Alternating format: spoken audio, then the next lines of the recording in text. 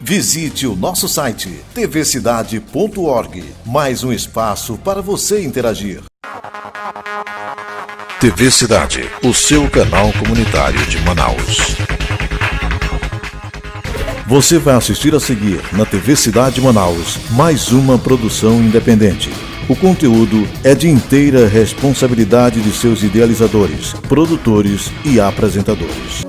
Tu és o Deus dessa terra, Tu és o Rei desse povo, és o Senhor da nação.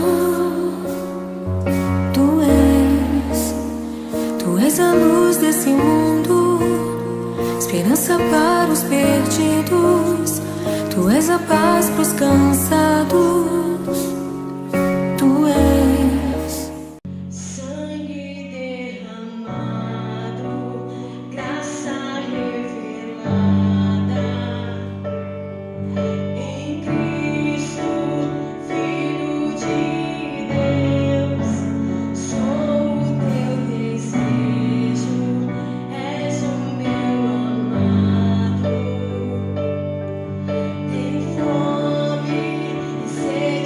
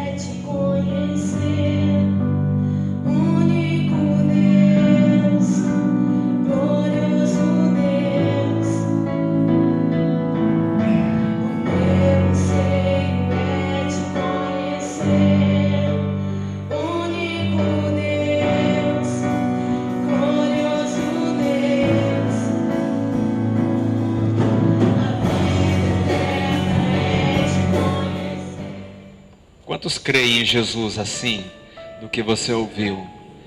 Quantos têm experimentado isso do Senhor? João capítulo 21, a partir do versículo 1, diz assim: depois disto, tornou Jesus a manifestar-se aos discípulos junto ao mar de Tiberíades, e foi assim que ele se manifestou. Estavam juntos Simão, Pedro, Tomé, chamado Dídimo, Natanael, que era de Caná da Galileia, os filhos de Zebedeu, e mais 2 dos seus discípulos. Disse-lhe Simão Pedro: vou pescar. Disseram-lhe os outros: também nós vamos contigo. Saíram e entraram no barco, e naquela noite nada apanharam. Mas ao clarear da madrugada, estava Jesus na praia. Todavia os discípulos não reconheceram que era ele. Perguntou-lhe Jesus: filhos, tendes aí alguma coisa de comer? Responderam-lhe: não. Então lhes disse: lançai a rede à direita do barco, e achareis. Assim fizeram e já não podiam puxar a rede, tão grande era a quantidade de peixes. Aquele discípulo a quem Jesus amava disse a Pedro: é o Senhor. Simão Pedro, ouvindo que era o Senhor, cingiu-se com sua veste, porque se havia despido, e lançou-se ao mar. Mas os outros discípulos vieram no barquinho, puxando a rede com os peixes, porque não estavam distantes da terra, senão quase 200 côvados. Ao saírem da terra, viram ali umas brasas e em cima peixes, e havia também pão. Disse-lhe Jesus: trazei alguns dos peixes que acabaste de apanhar. Simão Pedro entrou no barco e arrastou a rede para a terra, cheia de 153 grandes peixes. E não obstante serem tantos, a rede não se rompeu. Disse-lhe Jesus: vinde, comei. Nenhum dos discípulos ousava perguntar-lhe: quem és tu? Porque sabiam que era o Senhor. Amém? Nós queremos nessa noite falar um pouco sobre a questão de desviados. O que leva, o que acontece, por que a pessoa se desvia. E tem aqui pelo menos 2 tipos de pessoas, querido. Tem os desviados, que estão desviados mentalmente, eles estão dentro do templo, mas estão desviados do Senhor. Eles estão com o corpo, mas o espírito está longe do Senhor, está desviado do Senhor. Existem aqueles que estão com o espírito e com o corpo totalmente desviados do Senhor. E nesta noite nós vamos falar de um homem chamado Simão, o qual Jesus o dera o nome de Pedro. Simão Pedro. Eu quero te dizer, querido, que a própria palavra em si, a própria palavra Simão, fala de algo muito frágil, de algo muito fraco. A palavra Simão fala de alguém que é inconstante, alguém que ora é uma forma, ora é outra. E você vai ver ao longo da vida de Pedro, quando Jesus o chama, você sempre perceberá essa característica na vida de Pedro. Pedro é aquele sanguíneo, né? Aquela pessoa que muitas vezes está metendo sempre os pés pelas mãos, né? É aquele que, se alguém diz alguma coisa, ele é o primeiro a querer falar. Mas quando se trata de coragem, aí ele já segura um pouco, já não é bem assim. E como é que nós observamos tudo isso? Nós observamos todas as características da vida de Pedro.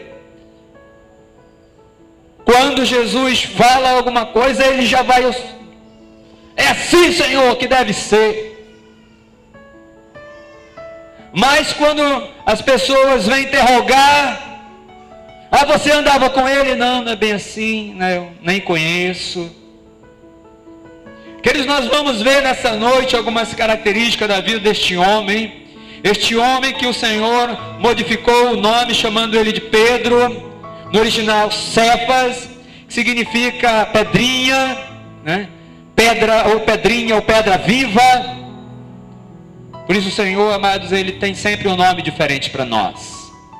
Deus, ele não nos olha com o nome que nos identifica nesta terra, mas ele nos olha com o nome que nos identifica lá no céu, do qual a Bíblia diz que o nosso nome é um novo nome, segundo o livro de Apocalipse fala, escrito lá no céu, né?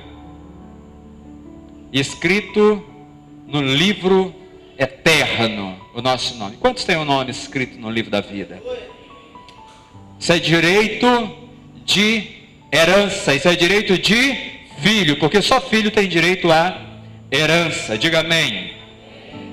Querido, o Evangelho, né?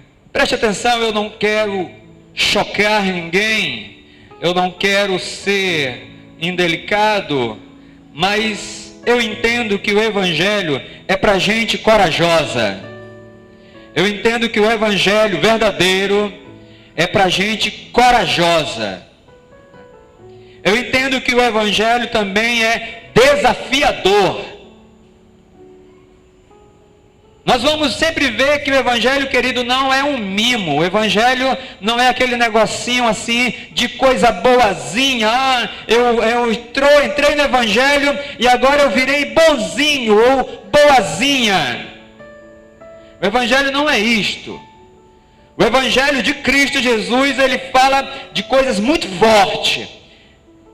Ele diz assim, Jesus falando para os seus discípulos, falando para a multidão: olha, aquele que não renunciar isso ou aquilo não é digno de mim.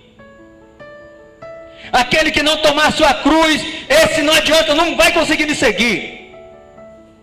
Então o Evangelho, querido, não é fraco. O Evangelho não é fracasso. Há muitas pessoas que, por não entender, é por isso que se desviam no meio da caminhada. A Bíblia diz que o Evangelho é de transformação da mente. Então o Evangelho, ele é para força. Até porque a Bíblia diz que o reino de Deus é tomado por força. O Evangelho, querido, ou seja, o reino de Deus só irá para o céu. Só pessoas corajosas e fortes. Por isso que o Senhor mudou o nome dele. E Simão, não dá para andar comigo com esse nome. Não dá para ir para o céu com esse nome. Você tem que ser transformado em Pedro. Em algo seguro. Em alguém que não fica, olhar o feio para mim, eu não quero mais. Hoje eu não estou me sentindo bem. Se o meu Jesus e o teu Jesus, querido, fosse depender de estar se sentindo ou não bem, para tomar a decisão de pegar os meus pecados, os teus, de toda a humanidade, nós não estaríamos nem vivos mais, quanto mais aqui, para adorar e para glorificar o seu nome. O Evangelho, querido, é um Evangelho de inconformismo. Eu não aceito as coisas como são. Eu não aceito ver o mundo se perdendo. Eu não aceito a minha família continuar na mesma. Eu não aceito. Jesus, querido, Jesus era muito forte. Jesus tinha palavras às vezes muito duras. Jesus estava falando para os seus discípulos e disse assim: aquele que não comer da minha carne, não beber do meu sangue, nem tem pacto comigo. E aí a multidão vazou. E aí Jesus olha para os discípulos 12 e diz para a sua equipe: vocês também querem ir embora? Aí a porta está aberta. Jesus era confrontador. O Evangelho é Evangelho de confronto. Não é Evangelho, querido, de coisinhas. Eu estou legal agora. Que palavra doce e gostosa eu estou ouvindo, massageou meu coração. O Evangelho, querido, que o Senhor nos propõe é um Evangelho de força, um Evangelho que modifica as estruturas do ser humano e o projeta para um novo tempo na sua vida. Quantas pessoas, querido, perdem alguma coisa e ficam toda cheia de remorso. Eu perdi. Agora como eu perdi, então eu não quero mais. Agora eu não estou nem me sentindo bem. Eu nem vou orar mais, eu nem vou mais ler a Bíblia, eu nem estou me sentindo bem, eu perdi, eu não quero mais agora. A culpa é de Deus. Nem diz assim, mas dentro do coração a realidade é essa. Esse é um evangelho fraco, pobre, miserável e nu.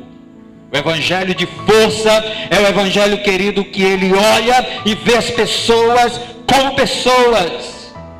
Quando o Senhor nos resgata, é para nós vermos as pessoas como pessoas necessitadas de Deus. Que pode até ter muita coisa, pode estar muito bem no seu relacionamento, pode ter muita coisa financeira, mas precisa de Deus, está fora, não tem nada. Porque se não tem Deus, não tem nada.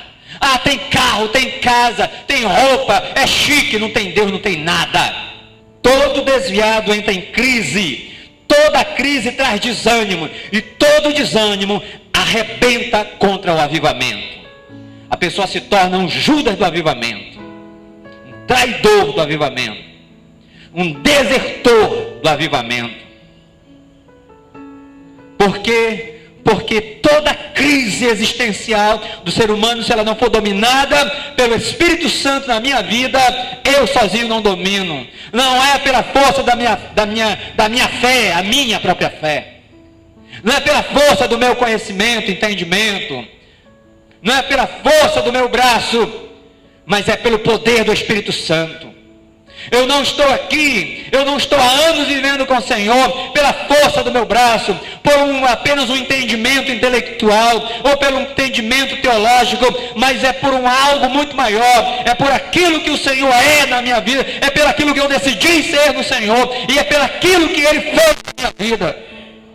A proposta de Satanás é um retorno a um vazio profundo. Porque a Bíblia diz que uma pessoa que se desvia do caminho do Senhor, a Bíblia diz que vem 7 piores demônios. 7 piores. E a Bíblia diz que o estado daquela pessoa não se pode comparar com o último estado que ela estava, com o que ela vai se transformar depois. Pedro, então, volta. O texto, querido, aqui nos faz algo, nos chama atenção, porque depois que Jesus vai, e lembra que Pedro passou por uma tristeza muito profunda. A tristeza de Pedro é que ele sabia que havia negado o Senhor. Então ele estava numa depressão profunda. E Satanás veio com a proposta para ele: volta. Só que Pedro não estava sozinho, mas lembre aqui comigo, todo homem e mulher de Deus, ele é potencialmente na mão do Senhor um líder. Diga amém. E diga eu recebo. Todo líder, ele é potencialmente na mão do Senhor, um grande guerreiro. Embora ele não descubra tudo isso, esse Jedi que ele é, embora tudo isso ele ainda não tenha sua mentalidade formada para tudo isso, mas é um grande guerreiro na mão do Senhor, é uma grande guerreira na mão do Senhor. Mas eu nem prego ainda, eu nem falo ainda, eu nem tenho muito entendimento ainda. Pelo contrário, nós estávamos com um casal de discípulos essa semana, e nós falamos sobre isso. O melhor líder que nós podemos ter, porque Jesus nos ensina que os melhores líderes de Jesus, muito bem, tinha líderes ali de excelência no conhecimento técnico, teológico, profundo, mas os melhores líderes de Jesus eram os líderes que tinham menos conhecimento. Você está entendendo isso nessa noite? Os melhores líderes de Jesus eram aqueles que menos entendiam, eram aqueles menos letrados, eram aqueles menos que dominavam o texto bíblico, eram os melhores líderes. Pedro não sabia nada, Pedro não entendia nada. Nós estamos trabalhando sobre a vida de Pedro, nós vamos projetar e ver o que Deus fez na vida de Pedro ainda. João, pescador. André, pescador. Tiago, pescador. A Bíblia sempre fala, queridos, fala de 12, mas a Bíblia, o Senhor está sempre mostrando 3 que se destacaram mais no meio dos 12. E eram os 3 que pareciam menos competentes. Então eu quero te dizer, e abrir a tua mente para te dizer, que se você se acha pequeno, que se você acha que não sabe, que se você se acha que não dá para você abrir célula, porque você tem pouco entendimento, porque você não sabe, você está enganado. Você é o melhor líder que vai se formar, é o melhor líder que vai desatar, é o melhor líder, a melhor líder que vai influenciar, porque você, querido, está no mesmo nível das pessoas. E as pessoas estiverem no mesmo nível, e quando elas olham para você, que está no mesmo nível delas, elas vão dizer: se ela pode, então eu também posso. Eu quero esse Deus, porque se ele que não sabe nada está pregando para mim, se ela que não sabe nada está pregando para mim, é porque esse Deus fez algo tremendo na vida dele, na vida dela. Então é você que recebe essa palavra e se aposse dela em nome de Jesus. O melhor líder é aquele que menos sabe. Sabe, querido, quando ele decide voltar para pescar, ele estava num momento de depressão muito grande. Ele tinha passado um sofrimento muito grande. Eu não quero dizer que alguém se desvia por qualquer coisa. Eu estou lhe dizendo, querido, que Deus, ele quer que nós sejamos fortes. E que se porventura eu me desviei do caminho do Senhor, o Senhor está dizendo comigo, olha, eu estou te mostrando Pedro, estou dizendo o que aconteceu na vida dele, mas estou dizendo como ele decidiu ser restaurado pela minha presença na vida dele. E note, ele foi restaurado quando Jesus não estava mais com ele. Quando eu olho que a Bíblia diz o seguinte: aquele que viu e creu é muito pouco. A Bíblia diz que melhor é aquele que não viu, mas creu. A Bíblia diz que é mais bem-aventurado.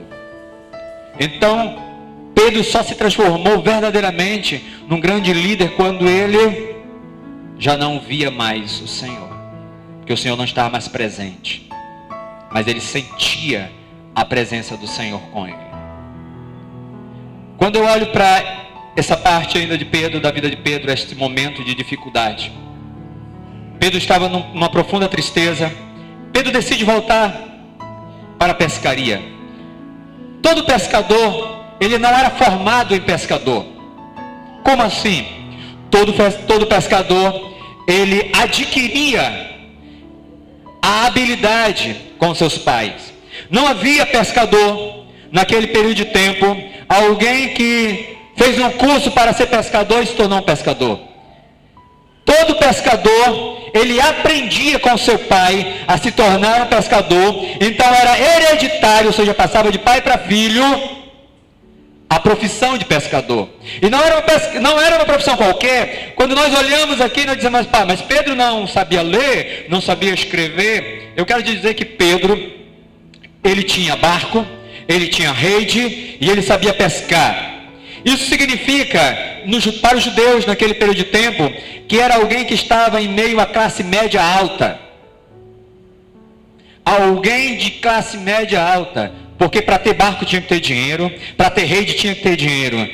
A Bíblia ainda diz que ele era casado, quando a Bíblia fala a respeito de que o próprio Jesus esteve lá no local, na casa da sua sogra, portanto ser casado, e fez a operação de um milagre, de uma cura na vida daquela mulher. Pedro era casado, então Pedro também tinha uma casa. Inclusive nós estivemos também lá na antiga residência de Pedro. Pedro tinha uma casa.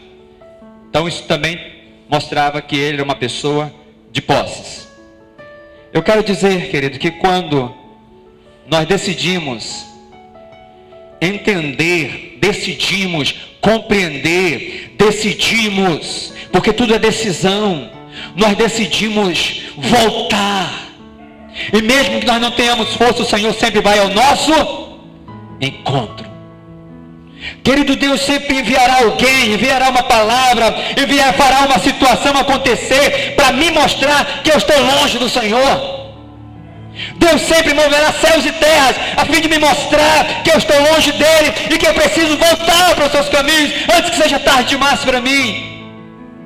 E então quando aparece o dia seguinte, na manhã seguinte, é por isso que a Bíblia diz que o choro pode vir mas a alegria virá ao amanhecer. O choro pode vir à noite. Quando a Bíblia está falando que o choro pode vir à noite, está falando da dificuldade, está falando das calamidades, está falando da desistência, está falando dos problemas que assolam. Mas a Bíblia diz que sempre na minha vida virá o dia seguinte, amanhecerá, terá o amanhã de Deus na minha vida. E o amanhã de Deus é diferente, porque quando o Senhor vem, Ele vem no raiar do dia. O Senhor vem com claridade. O Senhor não trabalha no escuro, Ele trabalha com o que é luz, porque Ele diz que a luz afugenta as trevas. Aleluia, quantos estão entendendo? Dê glória a Deus nesse lugar.